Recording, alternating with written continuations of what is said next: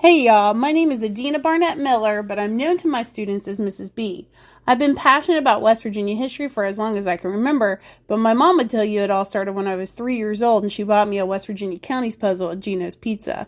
I've taught history in Ripley, West Virginia for over 20 years now, and I'm an adjunct professor who teaches college West Virginia history to high school students. Please join me for West Virginia History with Mrs. B, a field trip across the mountain state to walk in the footsteps of those who came before us. Hey y'all, it's West Virginia History with Mrs. B, and we are in Sutton today at the West Virginia Bigfoot Museum. And so I'm standing with a carving of what folks think Bigfoot might look like. And so this museum is filled with carvings, paintings, and lots of foot castings, which we're going to show you here in just a second. So check this out. These are all West Virginia Bigfoot, supposed Bigfoot castings.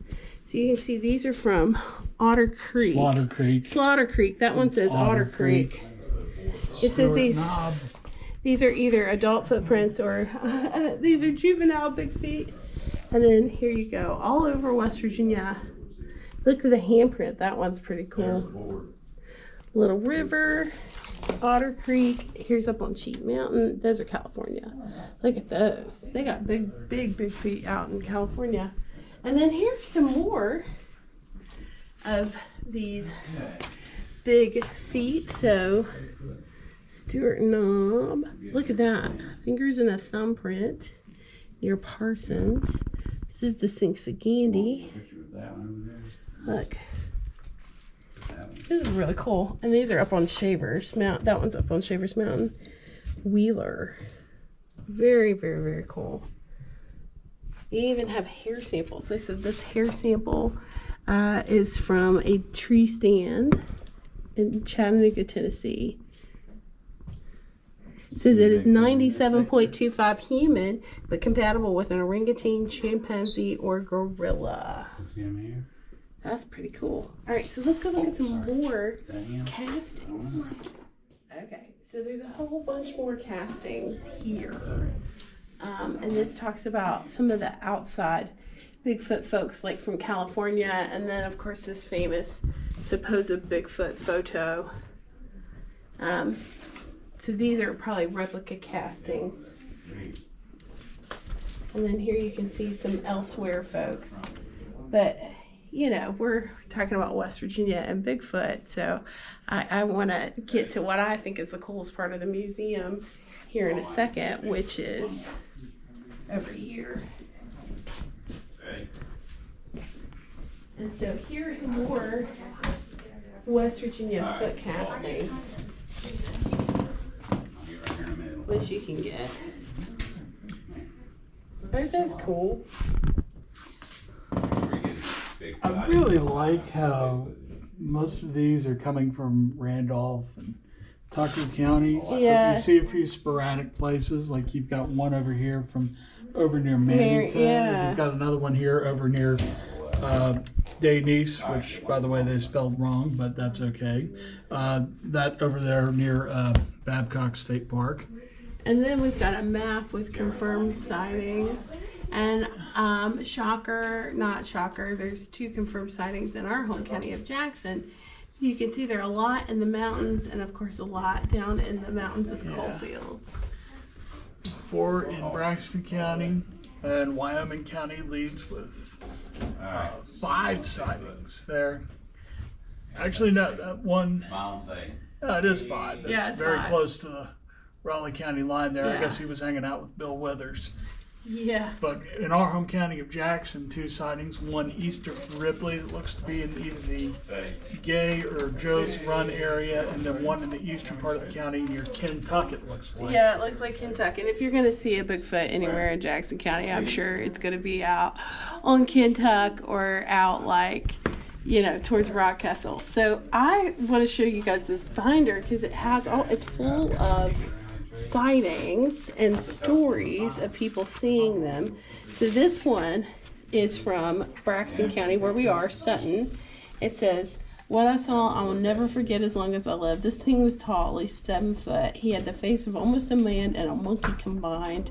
A big stature that looked like Andre the Giant, covered in fur. Body-wise, but not the face. The color was a variation of dark and light brown, not really a solid. And I'll never forget the smell, like a mildewed wet dog. So they said, how's this sighting impacted your life? It said, chilled me to bone when I was a kid and I had nightmares for weeks. Now this has been 20 plus years ago, and to this day I refuse to go into the woods alone or without some sort of protection. I think that's a good advice in general for West Virginia. Here's another one. This is somewhere we've been. Nearest town, Canal Falls, water source, Canal River. It says, I did not have a sighting, but I heard what to believe to be the vocalizations of a Bigfoot. If you repost my story, I wish my identity remained unknown. And he was out in the woods for hunting season, deer hunting season. He said, I was in my spot 30 minutes before daylight and waited as the day went and saw no sign of anything, not even a chipmunk. And it was 45 minutes before dark, so I made my way back to camp. I get to camp, build a fire, now it's dusk. And I hear the most horrifying sound I've ever heard. It sounded like a woman's scream and continued on into a deep guttural growl. It lasted maybe 45 seconds and it to fade away. Whew, creepy. Here we go. This is Cabell County, so this is right outside Huntington. He says, I live in Cabell County. I was coming home late one night after work. It was April 2012. I was working the second shift that night. It was just after 11 p.m. I was driving home Route 60.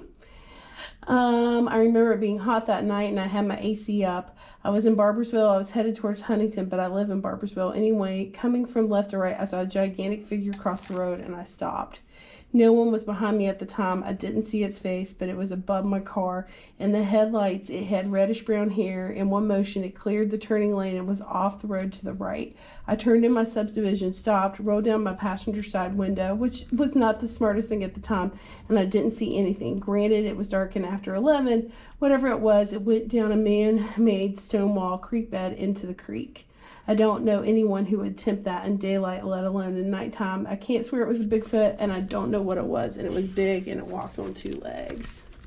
So it was bipedal. Here we go. Here's a Marion County story. It says, I was told a story about a Bigfoot sighting by a lady that is 73 years old. Here's her story. She said, when I was 13 years old and I lived in a row of log cabins along a river in Fairmont, my father and uncles all worked in the local coal mines. One night, we piled into the old car my father owned, and we went to the Lazy A drive-in. On the way home, we turned down the road leading to our old log cabin. Me and the other kids in the car noticed a large, upright, walking, hairy animal over 6 feet tall, walking on the hillside alongside the car. It walked along the car for a good distance. My father said it had to be a black bear, and I know that black bears can stand on their hind feet, but this thing it never went down on all 4 feet at any time like a bear would. I know what I saw, and to this day I can remember clearly what I saw.